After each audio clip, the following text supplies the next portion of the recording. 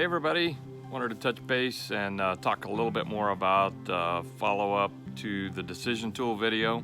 I'll drop that into the link description so that you can go back if you didn't see that video to know what we're talking about. We're talking about big life decisions, a tool to help you make better informed decisions in those big life-changing or your job, your relationships, things that have longevity that you want to make sure you make a really good decision in.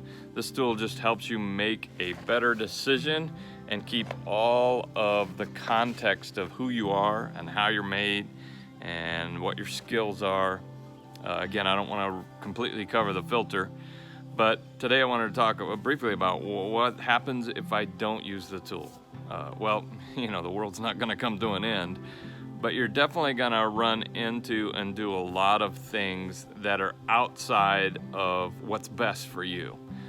If you, for instance, are in a position, and this I experienced, being in a position that I enjoyed, but I was outside of my thinking wavelength far enough that in time it began to really cause a great deal of internal stress and strive in me. It wasn't the people around me. It wasn't my employees or employer or people I worked with.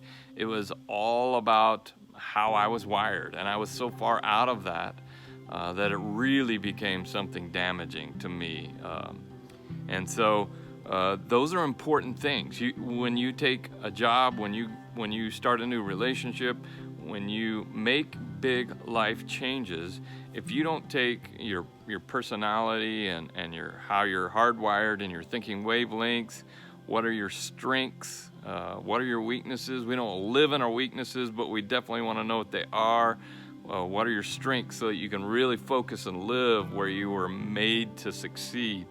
What skills do you have? What's your education, life experience? And also then what's your passion? You can go back to the passion process or also the thinking wavelength process videos and understand a little bit more about those. I'll put a graphic up here and show you just an abbreviated version of what this filter looks like. And again, this is a very abbreviated version.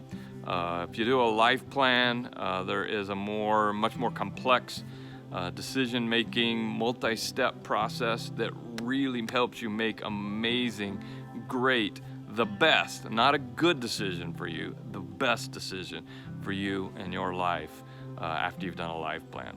So I want to encourage you to stay tuned as I make a few more of these videos and we talk about each component of the decision-making filter.